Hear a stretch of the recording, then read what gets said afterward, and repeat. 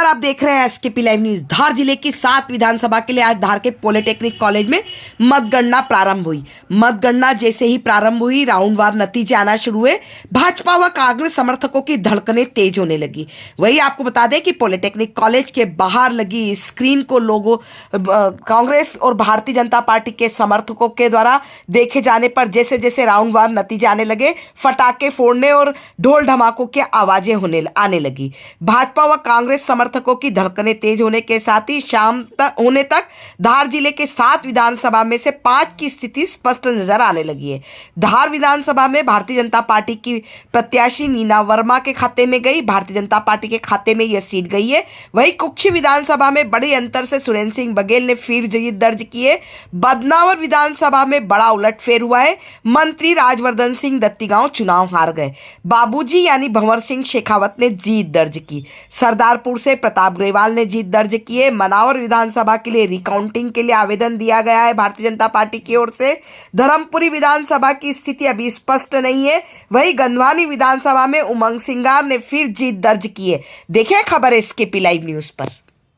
कुक्षी विधानसभा के लोग ये सभी अपने अपने कार्यकर्ता हैं भारतीय जनता पार्टी के और कांग्रेस के, जो अपनी अपनी पार्टी के जयकारे लगा रहे हैं।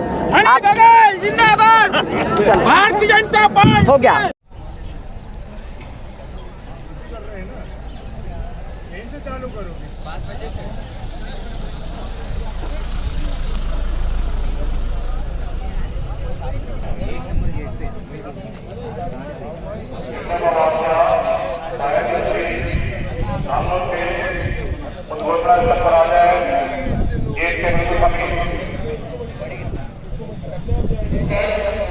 अपने साथ प्रवेश करते 2 से समस्त राजनीतिक दलों के अभ्यर्थी सबसे ज्यादा मेहनत तथा कार्यकर्ता प्रवेश करेंगे, जो कि पीछे की ओर है।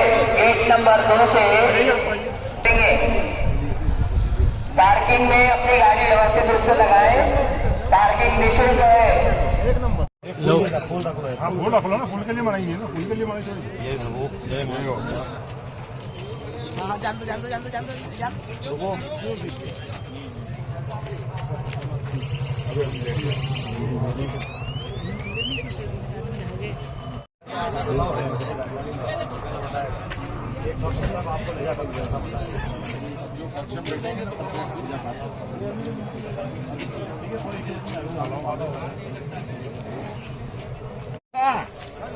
जो हमारे साथी परिसर में आ चुके हैं,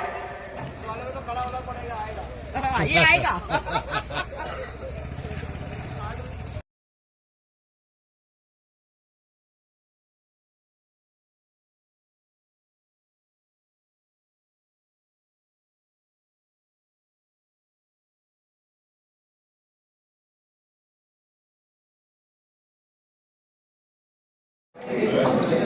लाइट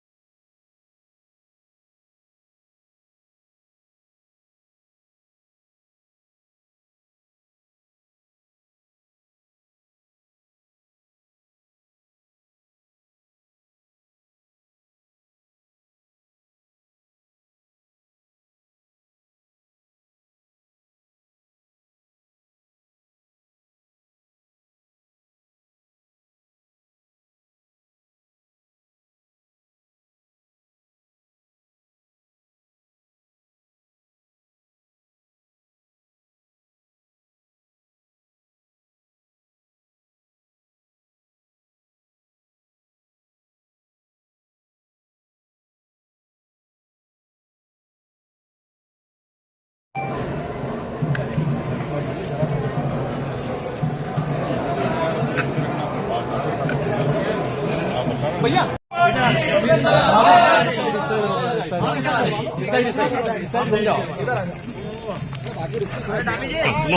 लगातार चौथी बार जीत है और इस बार कुछ दिक्कतें ज़्यादा थी जब बागी भी मैदान में थे और ऐसे में जीतना क्या लगता है? देखिए, मैं सबसे पहले हमारे भारतीय जनता पार्टी के संगठन और शीर्ष नेतृत्व का आभार व्यक्त करती हूँ कि उन्होंने मुझ पर चौथी बार विश्वास किया और उसी विश्वास का परिणाम था कि क्षेत्र की जनता और हमारे कार्यकर्ता रात और दिन मेहनत करने के बाद आज हम इस मुकाम पे हैं कि हम चौथी बार उसी इंसान को हरा पाए जो पहले 3 बार हार चुका भारतीय जनता पार्टी से।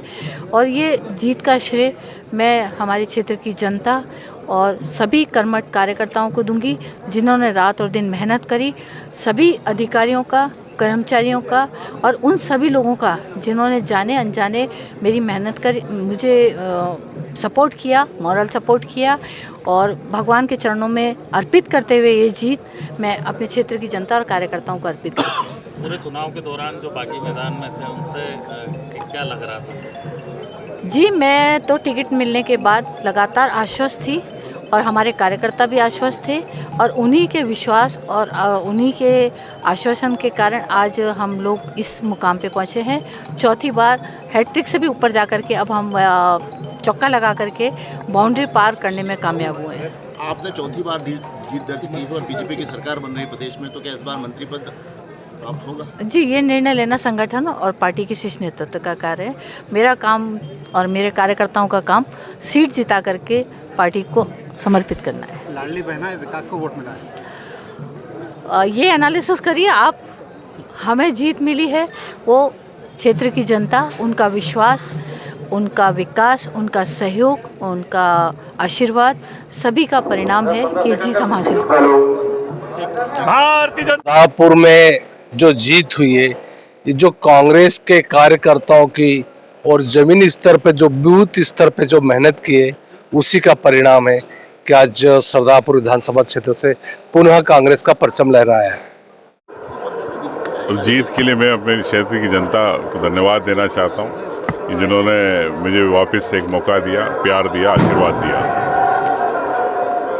इस बार बीजेपी ने बहुत क्लियर मैंडेट प्राप्त किया है, बीजेपी की सरकार भी बन गई, कांग्रेस ने देखिए, निश्चित तौर से कांग्रेस को इस पर मंथन करने की आवश्यकता है कि जब जनता का रुख कांग्रेस के लिए था, क्या कारण है, उन कारणों पर समीक्षा की जाएगी पार्टी स्तर पर।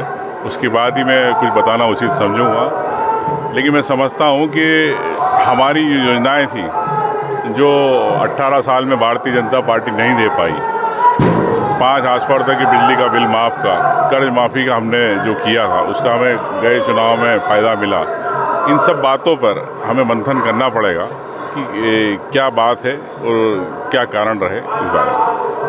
उमंग सरकार की जीत एक दूसरे के पर्याय है। आप जीत का मंत्र क्या बताना चाहेंगे कि लगातार उमंग सरकार जी जब चुनाव लड़ रहे हैं लगातार उन्होंने मार्जिनल जीत हासिल की है, तो ये सक्सेस का राज क्या है? मैं इतना ही कहना चाहता हूँ कि आप अगर किसी दूसरे को सम्मान दो तो दिल से सम्मान दो, तो वो आपके साथ होगा, कारवा अपने आप बनता है। भाजपा के बड़े बड़े कद्दावर नेता आपकी गंधवानी विधानसभा पहुंचे थे, आपके खिलाफ प्रचार किया था, उसके बावजूद एक बार फिर जनता ने मोहन सिंगार को चुना। क्या लगता है? अब ये तो भाजपा के कद्दावर नेताओं को मेरी विधानसभा की जनता ने जवाब दे दिया। Thank you. संपन्न हुई है और इसके साथ ही साथ मैं जिले के सभी मतदाताओं का भी आभार व्यक्त करना चाहूँगा। इतनी अच्छी संख्या में मताधिकार को प्रयोग किया गया और आज जो जनादेश सामने आया है उसके अनुसार जो है आज हम लोग आगे की कार्रवाई कर रहे हैं। मैं सभी जितने भी हमारे विनिंग कैंडिडेट्स हैं, विजयी प्रत्याशी हैं और जो भी प्रत्याशी नहीं आज जिनका जो नहीं जीत पा रहे हैं उनको और उनके सभी जो अभिकर्ता हैं, उनके जो सभी सपोर्टर हैं, उनसे भी मैं ये अपील करना चाहूँगा कि ये एक ट्रांसपेरेंट और पारदर्शी प्रक्रिया के तहत पूरी मतदान की कार्रवाई की जाती है और हार और जीत सब उसका हिस्सा होता है। आप सभी लोगों से आग्रह है कि कानून व्यवस्था बनाने में हमारी मदद करें। अभी तक ऐसी कोई घटना नहीं हुई है, बट फिर भी क्योंकि ये एक पार्ट होता है काउंटिंग के रिजल्ट के बाद का, तो मेरा सभी से ये अपील है कि सब लोग शांति व्यवस्था और कानून व्यवस्था बना करके। अंत में मैं सभी मीडिया बंधुओं का भी धन्यवाद देना चाहूँगा कि आप लोगों के सहयोग के बिना कोई भी इस प्रकार का बड़ा कार्य संभव नहीं होता। आप लोगों को बहुत बहुत धन्यवाद। सर क्लियर मैंडेट सर कुछ सीटों में कंफ्यूजन है सर, कितनी जीती क्या है? नहीं, अभी तो दो कैंडिडेट्स को 2 विधानसभाओं में रिजल्ट डिक्लेयर कर दिया गया, कुक्षी और सरदार, और बाकी जगह क्योंकि काउंटिंग हॉल के अंदर तो आरोही अपना प्रक्रिया पूरी निभाता है, हम लोगों को ट्रेंड्स मिलते हैं जो आप लोगों को भी पता है, किंतु उसके अलावा भी मेरे स्तर से कुछ कहना संभव नहीं है। ट्रेंड्स में कुछ सीटों पे गैप्स कुछ कम हैं, तो यदि उसमें जो भी नियमानुसार अगर उन लोगों को उसमें टैबुलेशन अच्छे से चेक कर रहे होंगे एक बार और उसको कायदे से देख रहे होंगे, और देखना भी चाहिए, आयोग के निर्देश भी यही है, गैप कम होता है तो थोड़ा और ध्यानपूर्वक करना चाहिए, और प्रेक्षक महोदय भी रहते ही हैं सभी कमरों में, वो भी इस चीज़ को अच्छे से ऑब्जर्व करते हैं। तो मुझे ऐसा लगता है कि आने वाले 1-2 घंटों में सभी जगह का रिजल्ट जो है घोषित कर दिया। मावर की रिकाउंटिंग को लेकर के लगाए जाते हैं कि शायद जो बीजेपी के कैंडिडेट हैं वो रिकाउंटिंग को आवेदन फाइल करते हैं। देखिए ये सब प्रक्रिया, ये सारी चीज़ें काउंटिंग हॉल के अंदर रिटर्निंग ऑफिसर के टेबल पर होती हैं। कैंडिडेट्स के अपने अधिकार हैं और रिटर्निंग ऑफिसर का अपना विवेकाधिकार है, उसमें मेरे को अपने स्तर से कहने की कोई ज़रूरत है ना, मैं इसके लिए